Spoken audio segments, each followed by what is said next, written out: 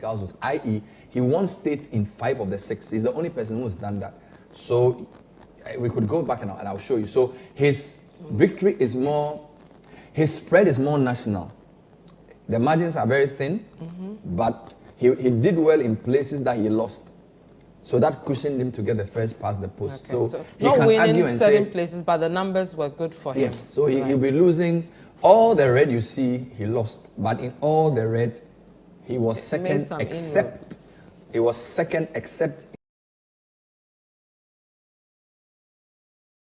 to move there and give us, what got him the 8.7. Let's look at the PDP 6.9 and then the Labour Party 6.1. Yes. So when you put that together, that's 13 million votes. Yes. So more voters voted against Tinubu than voted for him. But by the rules, he's won. Okay. The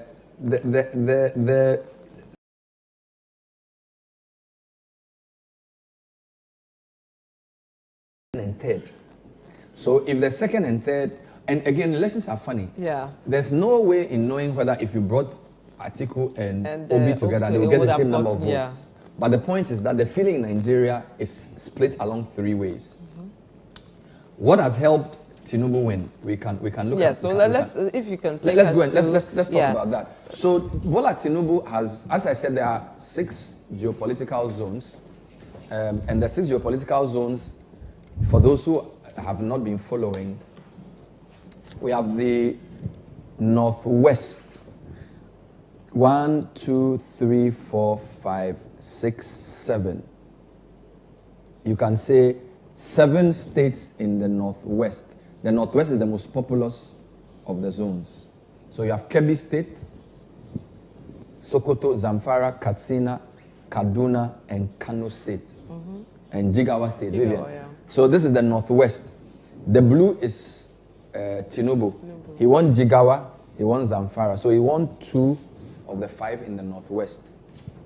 Let's go to the northeast. Northeast has Borno, Yobe, Bauchi, Gombe, Adamawa, and Borno.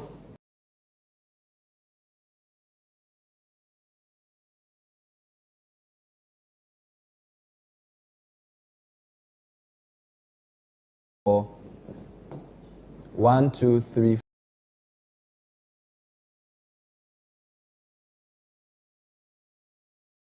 22 million votes. So he got 2 of the 7, he got 1 of the 6.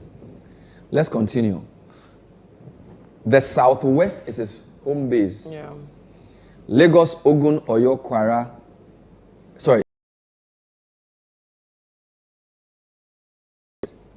1, 2, 3, 4, 5, 6 states. He won in all but 2. He lost Oshun to Atiku, lost Lagos to Peter Obi. So he won Ekiti, Ondo, Ogun, Oyo, 4 of the 6. Now, for me, what won this election for him, I believe, is the North Central. North Central is that gash in the country between what is extremely north and what's extremely south. So you have Niger, Abuja, Nasarawa, Plateau, Benue, and Kogi states. These are the 1, 2, 3, 4, 5, 6, 7 states in North Central.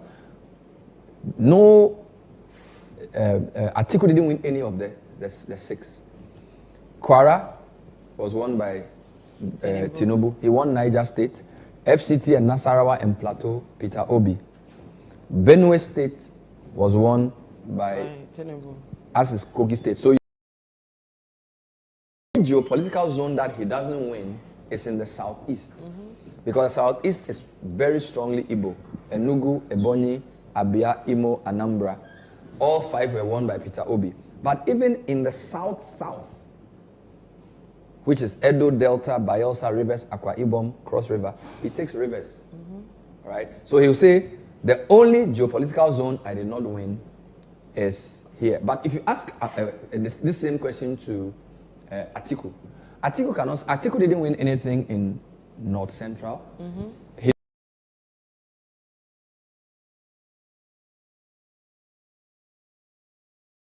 The issue of national character. Bola Tinubu will say,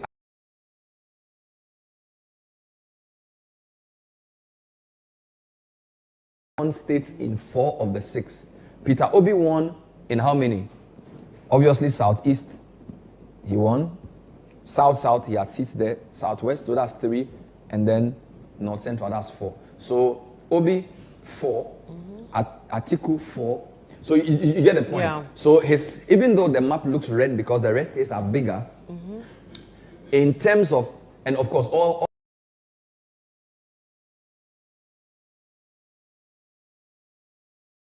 Farah, and then winning in your base sort of gives you that national character. But with this map we're seeing, like you're saying, if you just look at it carefully, it doesn't really give you a sense. It doesn't give you, yes. Yeah, but what are the key takeaways from this, and what surprises did you see, and what confirmations and affirmations did you see for Tinubu, for example? Then we'll go to the others. Very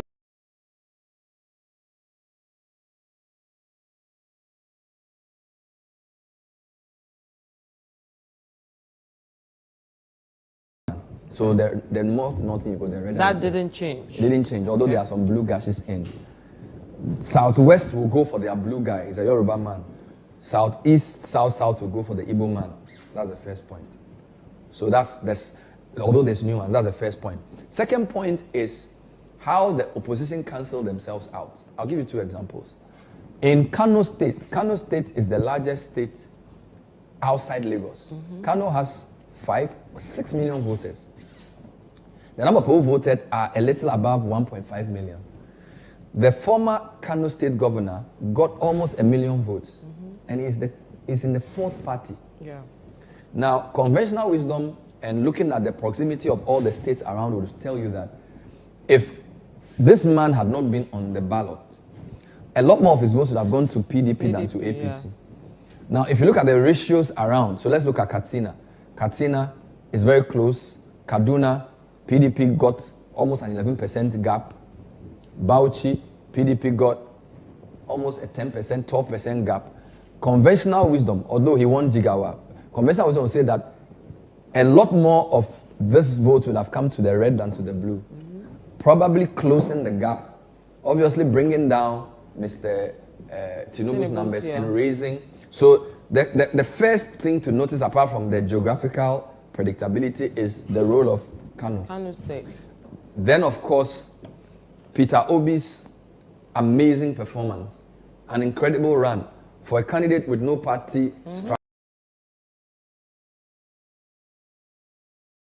with no governors, with no House of Rep people, to be able to win the same number of seats as the incumbent and his main opponent. So it's basically a 3-way race. I feel like that is the biggest story here. Yeah. And to look at the margins, Vivian, in terms of margins, his hometown state, Anambra, yesterday we didn't have this when we were leaving air. Look at this. This is almost 590,000 votes. Yeah. Peter Obi alone gets 584,000. This is 500,000 votes. His next opponent, the PDP, gets 9,000 votes. He sweeps almost everything. APC gets 5,000. I mean, if you put APC and PDP together, in terms of place value, he still has over 550,000 votes. And then you go to the next state, Enugu as well. 400,000. Next one is 15. So I was predicting based on that if he had repeated the same in Imo, because Imo, even though 300,000, 60,000 is big, it's not as big as the 500,000, right? 60,000 is a lot for what do you call it, Bola. If he had maintained the 95, so 93% here, 95% here, when you come to Imo, it's only 77%. When you come to Abia, it's 88, pretty decent. Ibonyi, 79. If he had managed to repeat this level of gap in the southern states, we may be talking of a different story. And then again, the other story here is what's happening at the bottom there, the south. And this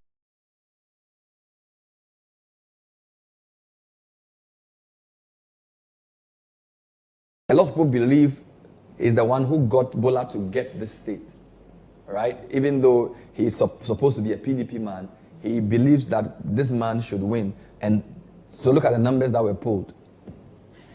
So you can say he damaged labor here because he got APC 44%. This is 200,000 votes, right? So he did some damage here. PDP, traditionally strong in these 3 southern states. Okay. They managed to hold Bayelsa.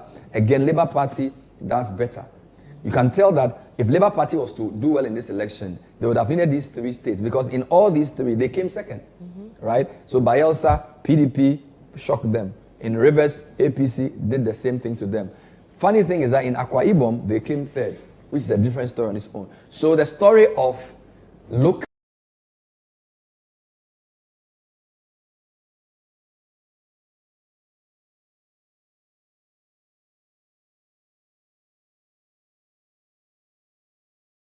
So when I look at these states, I'm looking at governors. I'm looking at gubernatorial issues affecting the total outcome, right? So all in all, the system that Nigeria have created for themselves has the potential of sometimes getting a president who may not have as resounding a mandate. In Ghana, if you don't get 50% or more than 50%, you need a runoff. Because in a sense, you want to legitimize your mandate. Your mandate, yeah. You need to win the popular vote. But in the US, you can be president without winning the popular vote. In 2000, Al Gore won the popular vote. He was not president. Hillary won the popular vote. Was not president. Even Trump, in the last election he won, he didn't win the popular vote. So if you look at Nigeria's system, which is quite similar to the US system, it's a very different mindset. So he will say, I've done what I needed to do. I've won the election. And as I say, I won states in 5 of the 6 geopolitical zones. Nobody else can say that. I think that's what Bola Tinubu will be saying this morning. Okay. Considering some of the issues that came up, the politics of Nigerian elections, tribes and religion and, personalities and all that, this is best shot or things could have changed this performance? It's a very difficult question because you know that prior to the election, a lot of decisions the government was the currency issues, a lot of the decisions that the Buhari administration was taking, those decisions were going to affect him. Because once the government is frustrating us and we don't have money, we're going to blame the government party. So you can say, in a sense, he's done better than expected. But if you've known Nigeria, Bola Tinubu for the past 35 years has been a strong man. All right? He's a very powerful man in the country. And being Yoruba gives him an advantage. Being a Muslim Yoruba gives him an advantage. He has crossover appeal. So he's a Yoruba man, he's from the south. So he will get votes in the south, even though he's a Muslim. And he's a Muslim. So even though there's a Hausa man on the ticket for another party, he's, as Umar Sanda would say, he's a Muslim. So you can say more as a Muslim so than he's almost like a bridge between the north, which is Muslim and Hausa, and the deep south, which is Christian and Igbo. He's been able to use that the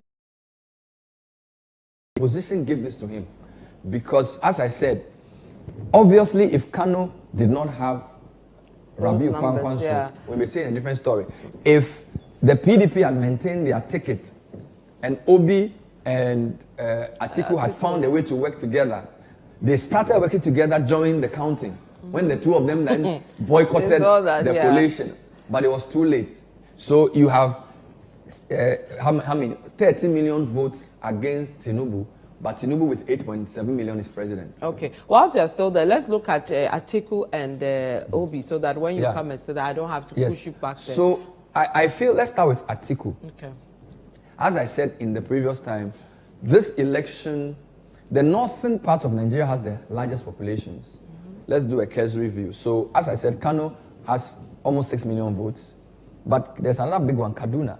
Kaduna has 4.3. It's a lot of votes, that's right? A lot, yeah. Now, some of these states are also quite populous. Zamfara Sokoto 2.1, Zamfara 1.9, Kebbi 2 million, Borno 2.5. So if Atiku had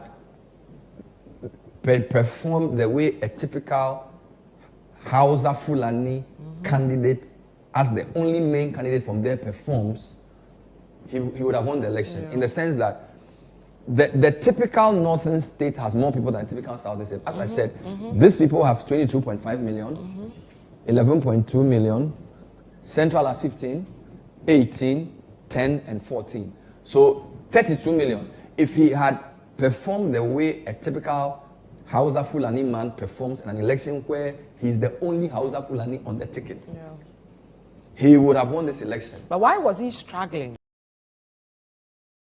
Said the dynamics of, so the question you ask about whether Bola Tinubu pulled a surprise, he's been weakened by the Buhari policies. Apart from the fact that he's not an Hausa man, all the policies the incumbent government took affected him. So, that notwithstanding, even with places that Atiku won, look at that, 49, 48. Yeah, it's not that close. Big. In fact, if you were grading for higher than 70 and light red for between 70 and 50, all his victories except his hometown state will be light red.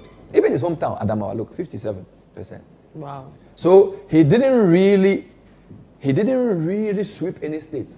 That's the problem with Atiku. Yeah, Atiku just did a placeholder thing. There's no state that he got above 70%.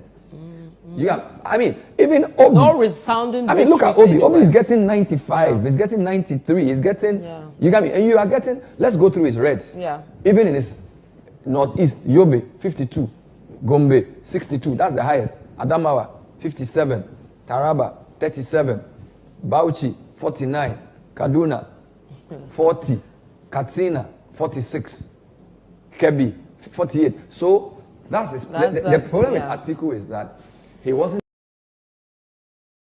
problem, but the other point I need to make is that he also did well in the sense of a bit of a national character. So yes, he's north and east, but these three states he will take some consolace in that have been able to. How was he able to? You said the bottom ones, the governors played a role. Yes, and also the PDP's traditional stronghold has been here. Mm-hmm. The PDP's traditional stronghold has been here. Okay. The presidential candidate is Baba Olusegun Obasanjo, whose home state, Ogun State, delivered for APC. Indeed, when the APC issued their statement, they said Nigerian youth will ignore Obasanjo because even his own hometown of Ogun State, they voted for Bola. So I don't know what's happening in Osun. We have to ask. Well, when we raise the journalists, we'll probably ask. Let's come to the man of the moment. Even though he didn't win, he's become the main story, the main character. That, from what you're looking, give us the significant gains here and all that. So, Peter Obi is an Igbo man from Anambra State. Mm-hmm. And he's a nationally known figure. He did well in Anambra State.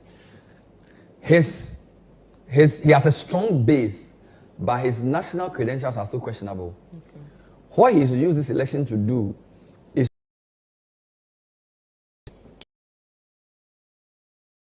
everybody who analyzes the election knew that he was going to do well here. Mm-hmm. He's done well with these three. Anything else? Yeah. So he couldn't even get 20 states where he got more than 25%. When we counted the states he got more than 25%, we ended up at 16. So his national credentials are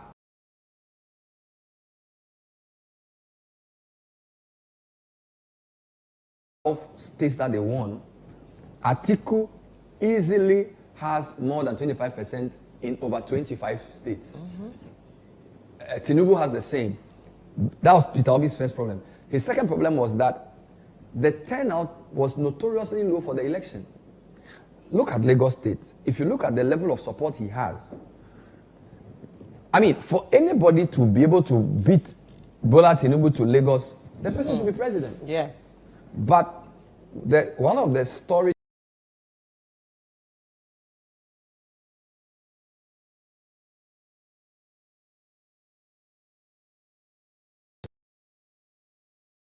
because a lot of people felt that all the three sides bloated their numbers. They've had more than 70% once. But apart from that, the elections since, I wish I had that chart, since 2011, the turnout has been coming down. From 45 to 48 to 35, it's coming down. I don't know if the violence and intimidation keeps people away. I don't know whether it's the currency issue that keeps people away. I don't know whether it's the conduct of the INEC that keeps people away. But you can't have such a massive election with the major news channels all over the world. They said this is the most competitive election since 1999, and you have only This plus this is 1.2 million. I mean, 7 million? Where are the people? This is the chart I was talking about.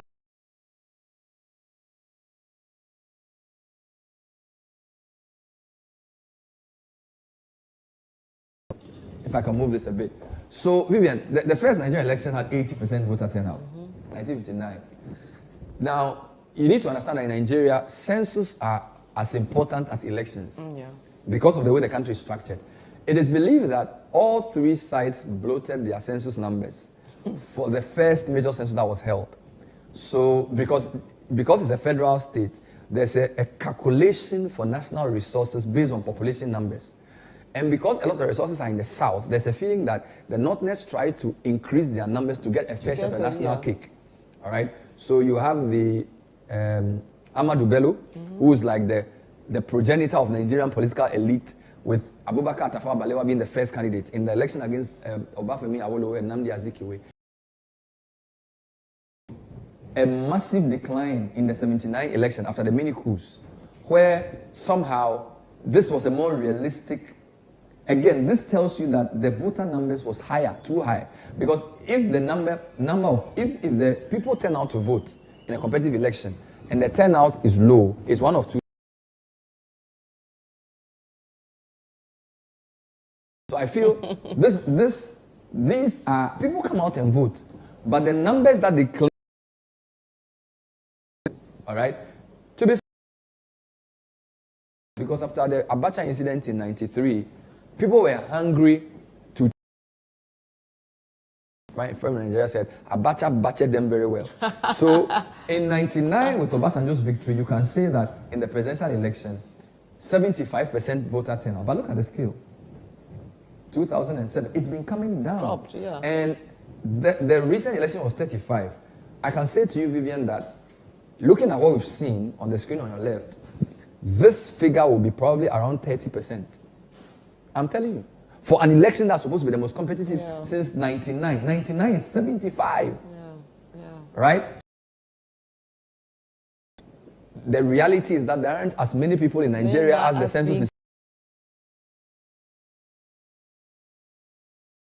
That printed 83 million voter cards. Wow.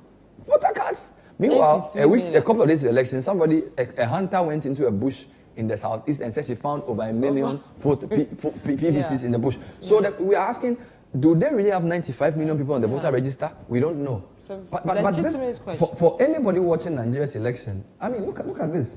1999, your turnout is 75%. Then it comes down to below 60. If I did this for Ghana, the lowest we've had has been higher than the 60%. And even in Ghana, people feel like the register is bloated. Right? And Nigeria's whole voter population, such a big election, your turnout is below 30%. So I'm saying that Peter Obi probably suffered from this in the sense that if there was voter suppression and people stayed away, his people would have been affected more because that would have affected his numbers. But this is food for thought for the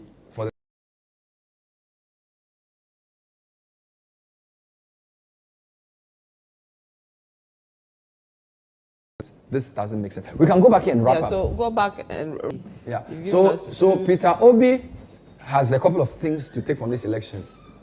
So far, he has won 12, or his people in the Labour Party have won 12 senatorial seats. About 26 are left to be declared. PDP has around 14. APC has around 30. Even though he didn't win the election,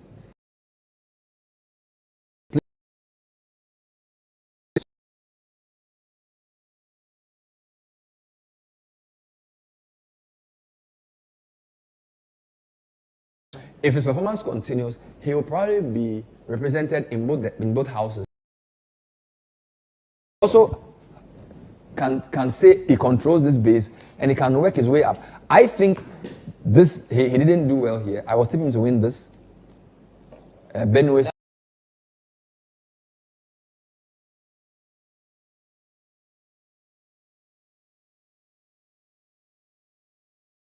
2, 3. Kaduna was not bad. He got 29%. He basically has to work from where realistically from where he's coming from, his party structure as compared to two major parties and all that. Can he work, to improve, because of the Nigerian system of structured parties and all these things? Can he really make inroads if he decides to stay and move to the next level or come back again? If you look at this whole... It's a difficult question. The problem he has is that the man who's president is from the south. So if I know Nigeria, they will say that the next president must come from the north. So the northerners will look for somebody who will be a Muslim. The southerners will say, this guy was a Muslim, so we want a Christian to be president next. But they will not find a Christian northerner. So Peter Obi may still be relevant.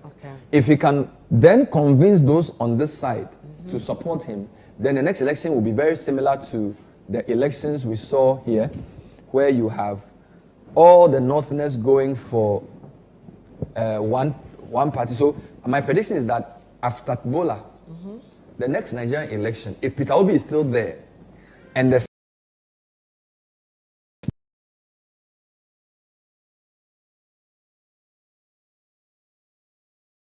one candidate, because when you go to certain previous elections, there are elections where the Southerners do well. I'm talking about 2011, all right, and then, but this election was won by Buhari. But the Obasanjo victories were all, he swept a lot of the South. So we'll see how that pans.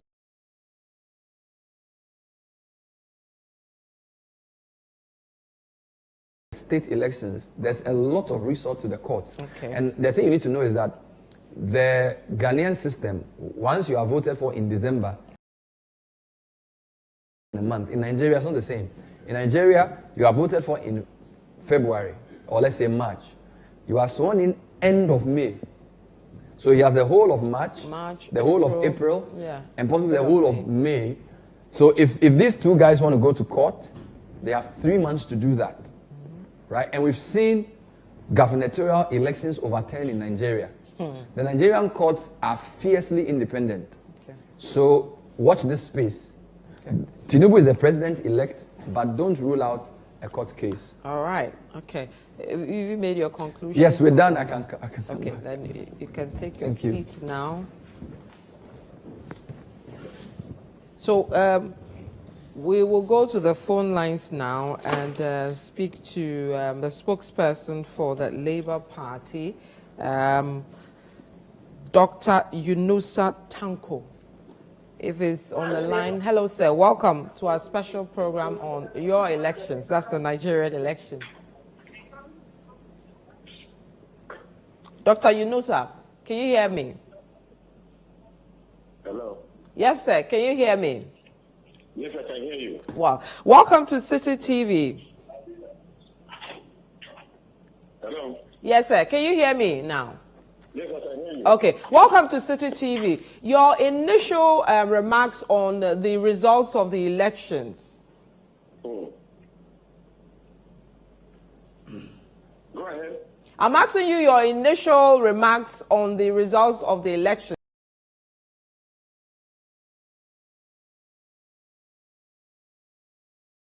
People came out en masse. We have never seen this kind of humongous organic support.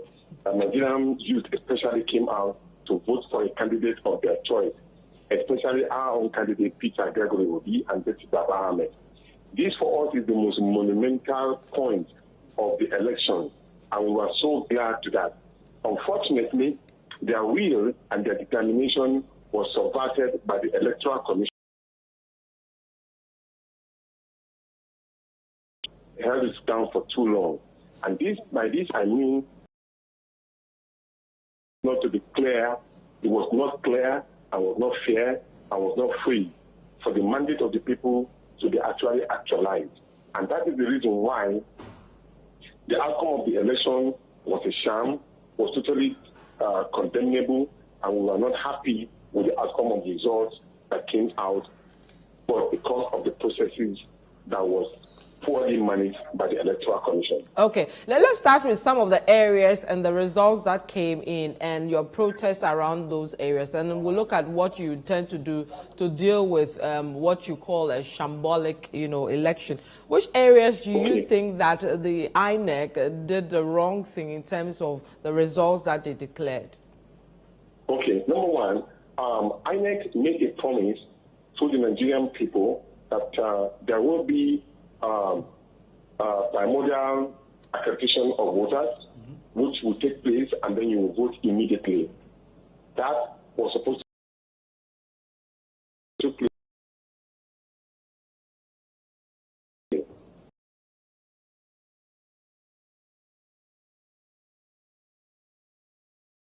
out at the time in which it's required for them to be. They should be there by 8:30, and some of them did not even show up at all. And we have confirmation from INEC officials themselves who returned some of the ballot paper and the ballot boxes, saying that they could not do a very large number areas. And for us, those areas that did not witness these elections were our strongholds. That was deliberately done. Then secondly, when it comes to the issue of elections itself, there was a conspiracy within the INEC officials and some other political parties who later on did not transmit results according to the provision of the Electoral Act that will be transmitted directly to the server of INEC, and that did not take place. I mean, take a look at it. How do you explain when the election results of the Federal House of Reps and the Senate can be transmitted and that of the presidency was not transmitted? That's to tell you that an orchestrated plan in order to deny the right results that's supposed to be sent to the server directly. Then thirdly, the server itself had glitches and then it was shut down on two times. And we didn't know what took place within the period in which the INEC server went down and the elections were not.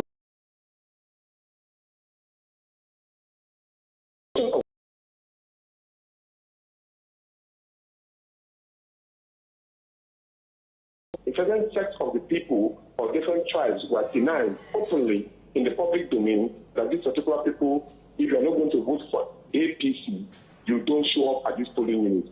No single arrest was made. Nobody was cautioned, and eventually many people were disenfranchised from voting.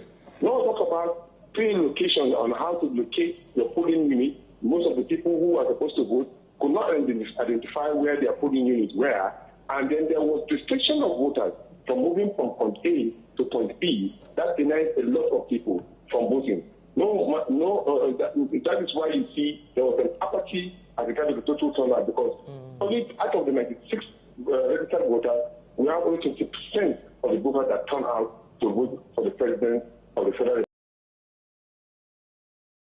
We have counted this particular election to be a sham, unacceptable, condemnable, and then we also feel that INEC should be held accountable for this particular humongous money that they collected, and yet they didn't deliver the right election to the hands of the Nigerian people. So how are you going to address these challenges? Are you going to court?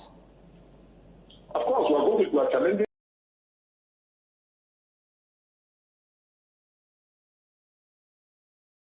the street, demanding for the postponement or re-election so that the elections can be done properly and then the rightful owner of it. Look, let me tell you, we have a leader, a presidential candidate who is a Democrat, who believes in the processes of the law and order. As long as that is done, we are not far away from saying that, oh, congratulations if you have won credibly.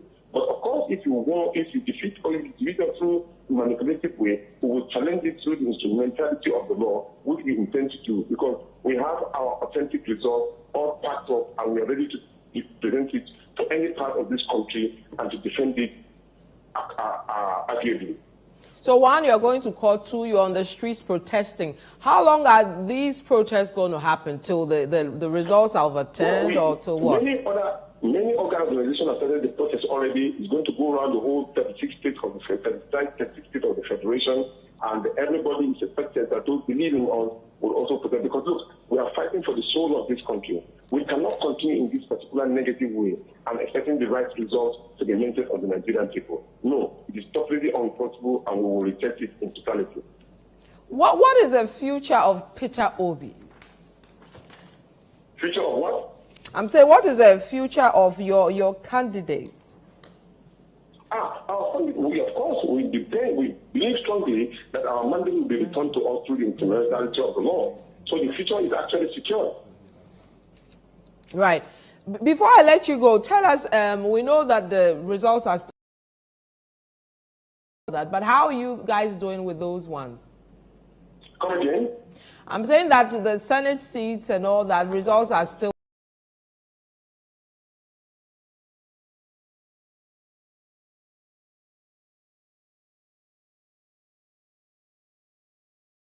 who will assess them and know exactly how to respond to it. What we want is that the will of the people should not be subverted in any way. That we will stand against if the will has been subverted. right. Thank you very much, sir. Thank you for your time. We wish you well. We wish that whatever you want done is done and the right thing is done and the elections come out properly. So thank you very much, Dr. Yunusa Tanko. He's the chief spokesperson for the Labour Party, the Presidential Campaign Council. We're told that as we speak, thank you, sir, supporters of Peter Obi are on the streets protesting, and then also the party intends to go to court to challenge the results and all that. Bernard. Yeah, this is going to be interesting because typically when there's a disputed election, you have one party that goes to court, like the opposition, but now you have two parties who I suspect they would want, because in typical election petitions you say because of this and that infraction, these votes should be cancelled, and then what is left we'll use to declare the winner. But I suspect that because the Labour and PDP both agree on what went wrong, they are probably going to push for a rerun.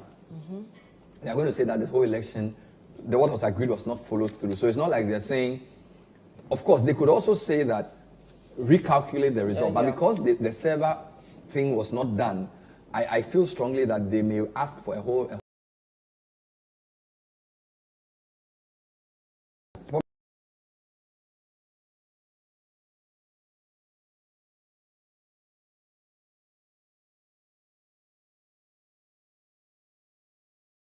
because Peter Obi himself challenged a defeat of his. He was wrongfully removed as governor. He went to court and overturned that, and he was given the chance. In fact, by the time the case was over, he hadn't spent his whole term in government. So he actually went to court again to say that the next election in the state should be withheld until he actually chops his term. And he did. So as Yunus is telling you, Peter Obi, record history tells me he'll go to court. So watch this space. Okay. Tinubu himself had earlier also made some allegations around the malpractices. Let's take that footage of him also complaining around some of the things that were happening during the counting. You voted and struggled for a better Nigeria, more hopeful nation. And I thank you for your participation and dedication to.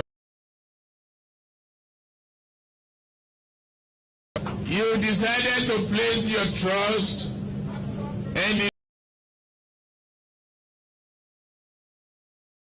on a shared prosperity, and one nurtured by the ideas of unity, justice, peace, and tolerance. Renewed hope has dawned and landed in Nigeria.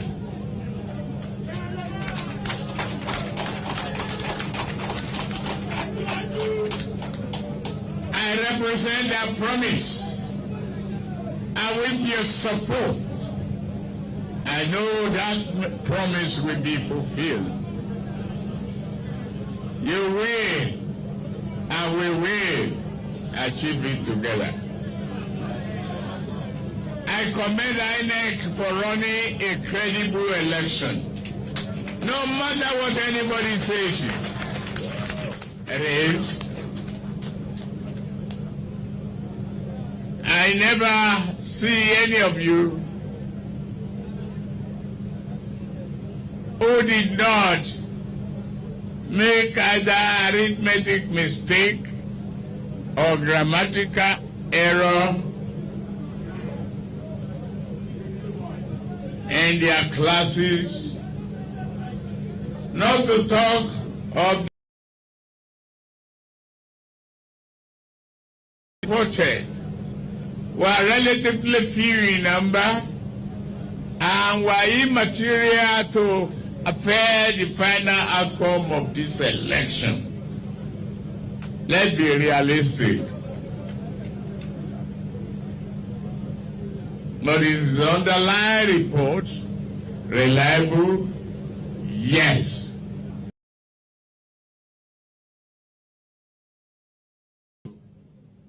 And the arithmetic. So President-elect of Nigeria, Bola Tinubu, saying, of course, there were a few, lapses here and there, but that cannot affect the general outcome. He's also saying that everybody, every now and then, your arithmetic, you do mistakes. This is not for a me, big deal. I think, the credibility of elections are very important, and we should not gloss over the concept. We can go to court, we'll do what we like. It's not the best. The opposition, look, the people who voted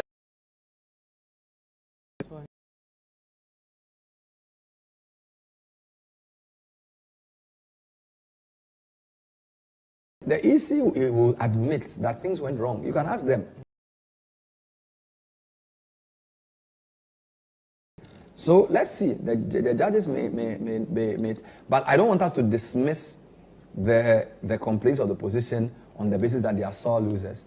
What they've shown in the voting with such low turnout is that they have a lot of support, and the map is 3 colors. So if you're an APC person, you should be more sober. So we'll see. Let's wait and see how it goes. What next? It's also very important because you see, when you listen to a lot of it's almost like people are in a hurry to move on. So usually the media and the way the elections are sort of reported is like, oh, he's won the election, it's been disputed, but opposition will go to court. Then somehow he gets all the coverage he needs, and in people's minds, he's legitimized. Yeah. All right? I think if they feel strongly that this election was not properly done, they should do the court as quickly as they should and clear that doubt. It's in Tinubu's own interest because his mandate is not that strong. Yeah. Okay, in terms of the number he got. What's going to happen? We don't know whether they will use the military or the police to crush the protests because of what happened at the Lekki Toll Bridge with the NSAS. But West Africa generally has had a lot of disputed elections with a lot of state brutality against citizens. And we must watch the sub-region very carefully and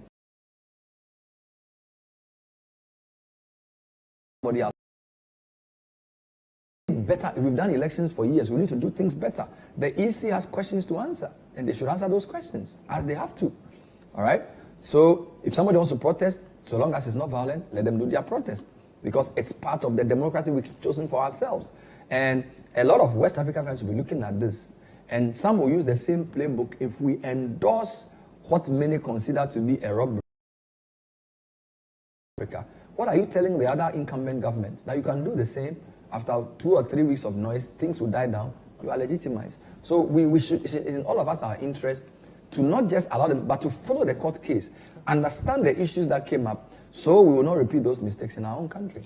Now, if the court case goes through and let's say Tinubu is told that you carry on, legitimately you won, what kind of president do you think you'll be? Oh, I mean, I was saying this morning on radio that Bola Tinubu's track record is great. But having a track record in opposition is one thing, and government is another. But the good thing about the APC is that one of the reasons APC won with Buhari was that it wasn't even Buhari. APC has shown the quality of governance with their governors when PDP was in power. So the much talked about Babatunde Fashola, who's a protege of Bola Tinubu, was governor at the time when PDP was in power. And everybody saw a certain style of leadership that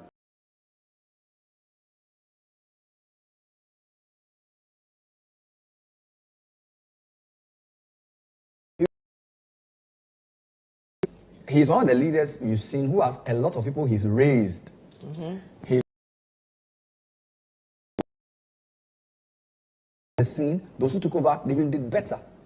So I like his mind. I like where he's working. Whether he's strong enough to do the work. Health-wise,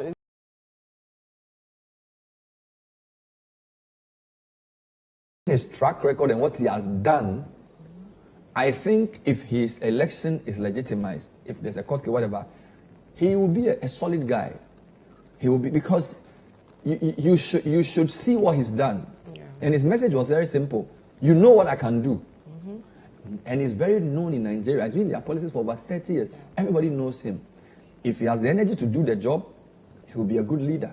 Right. Yeah. The future of Atiku, time to bow out of this ambition to be president of Nigeria. Well, if they go to court and there's a rerun, he'll probably have his last chance. But if the court case doesn't work, I really think, I don't know how Nigerians think, because, you know, do they have a credible face they can use? I don't know if he's the one they would use. His numbers don't show that, because even in states that you expect him to win, he didn't do that well. The truth is that it's somebody's rise that leads to another person's decline. So maybe in the next 3 years or so, if there's a new fresh face from the north who can then hold their emblem and say, I am the guy you should support, then that would be the end of it for Atiku. I personally think he should take a bow and become a statesman. The youth in Nigeria, I mean, they made a lot of statement, for example, in Lagos, how they voted and all that. What's the future for them in terms of, you know, Peter Obi there, still having the, you know, the tribal thing strong there?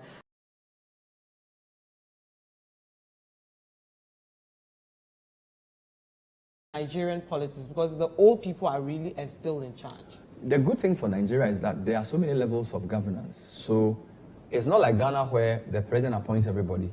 Because it's federal, people can test themselves at the House of Reps, at the Senate level, at the gubernatorial level, at the state level. So there's, and there are even state level to show what they can do beyond just supporting Obi. There are lots of young people who've been voted into new office. They use that to prepare themselves for higher levels of office. So their federal system, in my view, allows for better leadership training than even our system. So the youth have shown, even if they don't win the court case, youth have a that he pulled, in spite of all the disadvantages he had. Right. Any takeaways for us as a country, Ghana? The pre-election, election, and post-election are equally important. So we shouldn't wait for voting day to start correcting some of the possible challenges we'll face. Consensus building must be done prior to. Institutions must be allowed to work. And for us, we have a very good chance to show the world we are more mature at this. Let's have a clean election in 2024. That will be my message. Thank you very much, Bernard Avle. And on that note, we end our special coverage of the Nigerian elections. We've been doing this since Monday. Sanda Sanda sat in this seat on Monday. Also, Nana Tufo sat in this seat. And then Vivian Kailoko, myself, sitting in this seat. We've had Richard Sky joining the conversation. We've also had Bernard Avle joining the conversation. And also to all the representatives from the Nigerian parties and those we called, those in us all throughout. We'll wrap up here. Local, goodbye.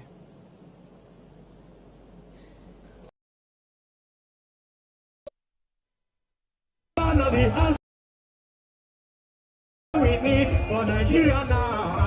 No be today you don't start the work of rebuilding hope. So far so good, he is the best for President Bola Tinubu. I see what you jagaba. We can Shetima for a better Bola Tinubu. I see what you got. We can Shetima for a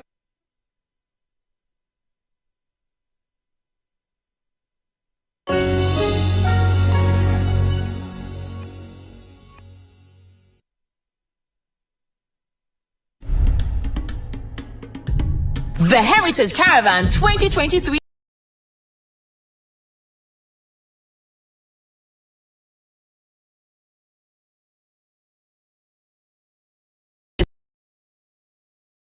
Filled days with nature. Prepare for 7 amazing days of a road trip filled with the sights, sounds, and the aura of a diversified people. Get ready, because we are going on the expedition of a lifetime to discover Ghana from the 4th to the 11th of and let's set through to Eastern Region, Ashanti Region, Upper East Region, Savannah Region, Northern Region, through to Northeast, Bono Region, Ahafa Region, Bono East Region, Western North, Western Region, and the Central Region of Ghana. A journey full of fun, education, information, wonderful memories, and great bonding moments await you on the Heritage Caravan 2023. The Heritage Caravan 2023 is powered by Citi TV in partnership with the Ghana Tourism Authority, with support from Citi FM and proudly sponsored by Holak Ghana, the European Union, Malta Guinness, Ebony Condoms, Royal Company Limited, National Lotteries Authority, Baltic Mineral Water, and Colgate Natural Extracts.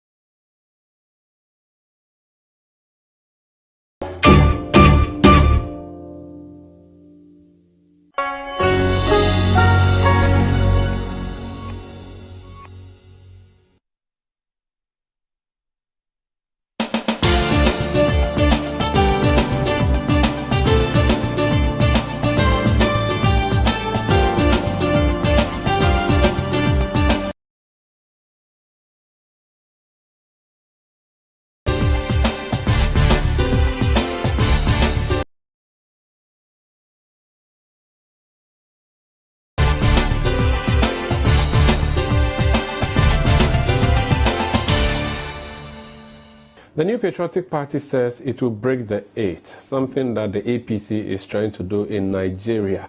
But before you break the 8, you need a flag bearer to lead you into that contest. Nana Addo Dankwa Akufo-Addo has done his bit, having served for 2 terms. The next job is to get a flag bearer for the NPP ahead of the elections. We've seen so many people, at least 9 for that party. Comes to it, is it going to be truly a 2-horse race? And if that's the case, who are these 2 horses and who is backing who? In the House of Parliament, how is the NPP doing? There's a campaign to remove the party's finance minister. All this and more on the Face to Face today. My name is Umaru Sandamadu. You're welcome.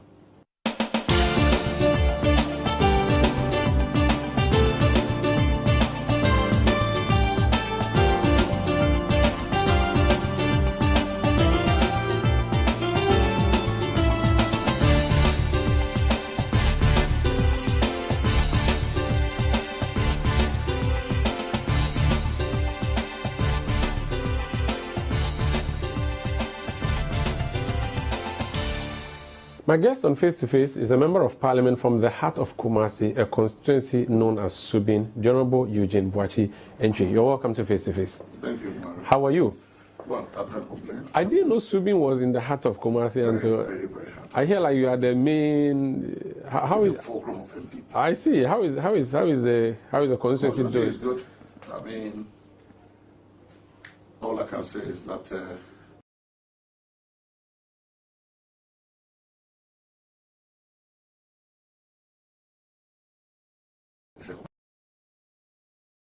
it houses Central Market. Okay. It houses South Market. It houses the Amunejo Market. It houses Iron Market. So you border Swami? No. Or you don't? It's on the more period. Okay. Subin shares a border with Misha South, Bantima, Shaisu, and Asuka. So you are like Anododo Diodio? I would say I'm like Paris. Okay. France, Europe. Okay. But how easy would it be representing a constituency like Okoya urban? People will not complain. People will not complain about roads because the roads are part of the grand government agenda. So urban roads. I think we are doing good. Fire outbreaks when it does occur, you have to try and help them out. Small loans to keep their businesses going.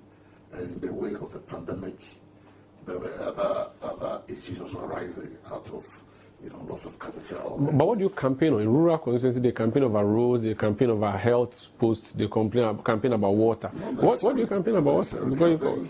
I think the elections of Ghana, as we all come to appreciate, is fought on two fronts. How the economy is doing and how corruption is being tackled. Okay. Right. Okay, that's the two issues it's been reduced to. Yes. From my standpoint. Okay. Because in 2016 we won because the economy was in a bad shape. The corruption was. And Atiku also became the apostle of anti-corruption. And that sort of fed into the system, and Ghanaians felt that let's get them hope to come and turn the fortune of the country around. He would deal with corruption and what have you.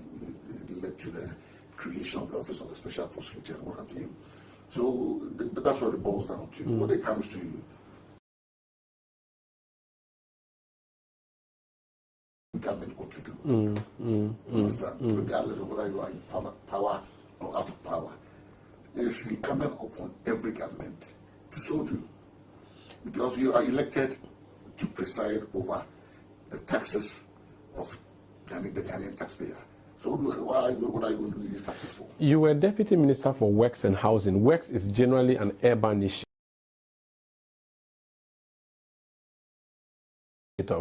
How have you done personally in your constituency in dealing with works and housing issues? Works issues more specifically. Well, my constituency doesn't have housing issues. Okay, works issues. Works issues, yes. I don't know whether you know Kumasi very well. I don't.